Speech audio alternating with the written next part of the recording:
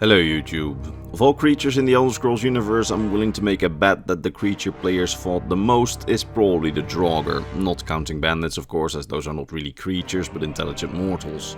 Now, that having been said, Draugr are actually a lot more interesting than just Nordic tomb zombies. They actually have quite a bit of lore to them, and I'll tell you all about it after the intro.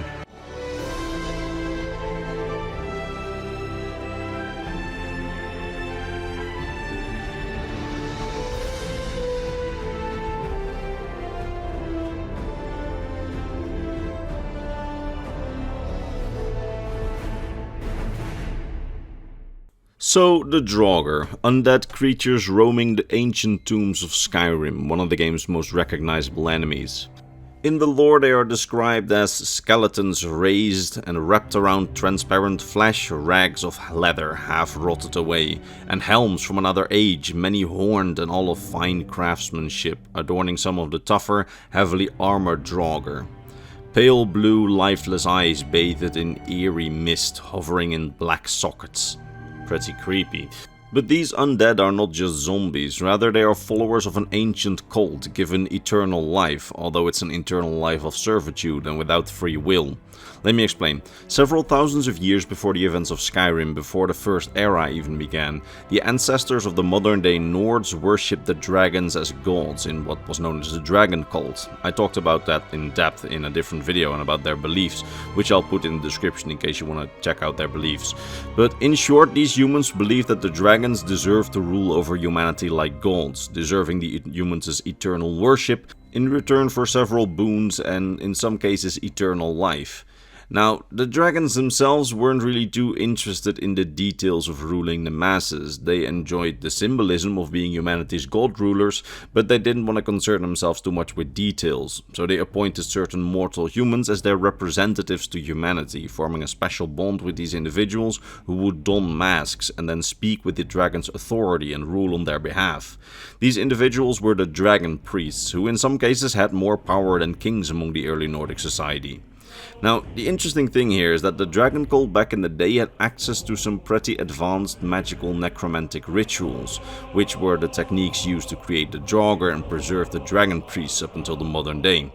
You see, you can't really talk about the Draugr without talking about the dragon priests, as while there are two different types of undead, with the dragon priest being a type of lich created from ancient Nordic necromancy, they're explicitly linked with the Draugr. You see, the eternal life promised to some of the followers of the dragon cult came at a price for most regular cultists, specifically the seeming loss of free will and eternal servitude, work and worship in service to the dragon priest. Now, these dragon priests, they got a significantly better deal, as they got turned into undead liches, and they seem to have retained some form of free will, even though it's suggested that they may also be chained to Alduin's will in some way, but that's a topic for another day. The important thing to understand is that back in the day, these dragon priests, when they were in power, had elaborate tombs built for themselves, for the time in which they would be turned into a lich to gain eternal life.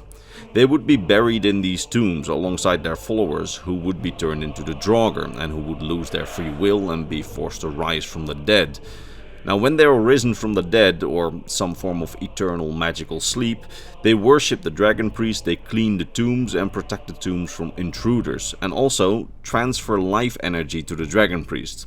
You see, we have several lore books mentioning how the Draugr go to the dragon priest's coffin to worship the coffin, and the priest within, with an energy transfer taking place from the Draugr to the priest. An important note here is that apparently in almost every tomb in the lore there is some form of dragon priest interred. I know that especially at earlier levels there are some higher level Draugr in like the final coffin of a dungeon, but in the lore there are apparently all forms of dragon priests, at least most of them. Now, this worship and this energy transfer that happens from the Draugr to the person in the coffin happens in some sort of shifts, with different sets of Draugr waking up every day from this magical sleep-like death to transfer energy to the dragon priest, and then also clean the tomb and worship the coffin. Why exactly they do this, we don't really know. I imagine that the dragon priest requires it somehow to sustain its lich form of eternal life, but we don't know exactly what's going on with this energy transfer. Interestingly enough, despite them being trapped in an eternal servitude to their priest, The Draugr seem to have retained some intelligence, not much, but definitely more intelligence than your average zombie, because despite in-universe scholars describing Draugr as having only the barest whisper of life, the Draugr are still able to speak in the dragon language, and they seem to have some sort of mental hive mind intelligence that allows them to coordinate themselves in groups around the tomb, and it's likely that the dragon priest in its coffin is somehow at the center of this sort of hive mind they seem to have, although we don't have any concrete lore on how this works exactly, nor the word hive mind. I just found that to be the most accurate word to describe what we have. We just know that they are able to coordinate thoughts between them somehow and alter behaviors as groups, in combination with the fact that they have some sort of mystical connection to their dragon priest. So the word hive mind seemed the most logical explanation. Now, most modern-day Tamrielic scholars seem to speculate that the eternal servitude and loss of free will seem to be some sort of punishment from the Age of the Dragons. But that doesn't really seem to be the case, because from some surviving dragon cult sources we learn that, at least in their theology and propaganda, it said that the dragon priest's most dedicated followers freely gave their eternal service as a sacrifice to their faith, and by the most dedicated worshippers, having yourself be turned into a Draugr was apparently seen as the purest form of worship, as it's an eternal, unbreakable life promise to your faith. They also cannot stray too far from their tombs, it seems, as it seems that their servitude somehow binds them to their tombs and to their priests. Now, something really interesting here is that we have some sources saying that the Draugr, before being buried in the tombs alongside their masters, went through a partial mummification process, with many of their internal organs being removed before being put in the tombs for servitude, as to preserve their bodies for a longer time and to prevent internal rot, which would make them less effective long-term servants, and which is why we see most of them still having skin, despite having been buried millennia ago.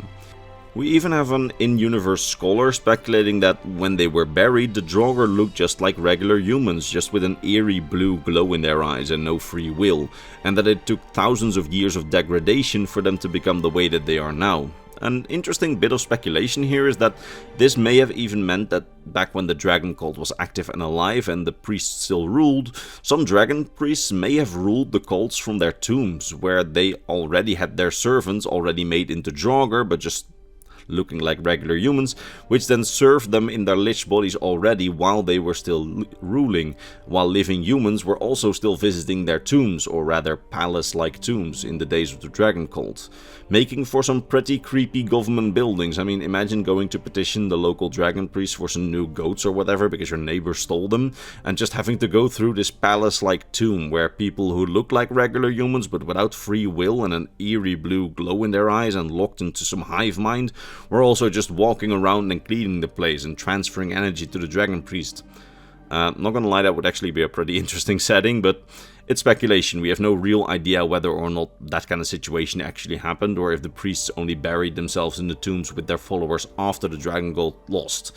There are also some conflicting reports on that, so just take it all with a bit of a grain of salt. Now, another interesting tidbit of confirmed lore is that while some Nordic children's stories actually seem to have the Draugr as a sort of scare for children, some Nords don't even seem to believe in the Draugr's existence, specifically Nords who have never been close to the ancient tombs, while other, more traditionally minded Nords may even be able to trace their lineage back to a family member or family members buried in the tomb and then refuse to fight the Draugr out of fear of dishonoring an ancient family member. We actually see that happen in the lore book Kain's Challenge.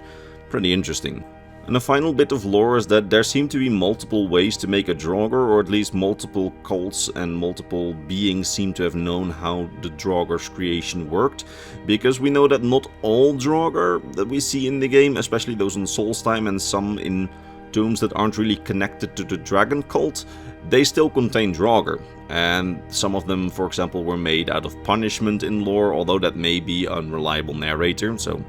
might be the case that those were actually dragon cult tombs and then just other legends developed around them. But just keep in mind that this kind of necromancy seems to have been a little more common back in the days of the dragon cult and a little bit after.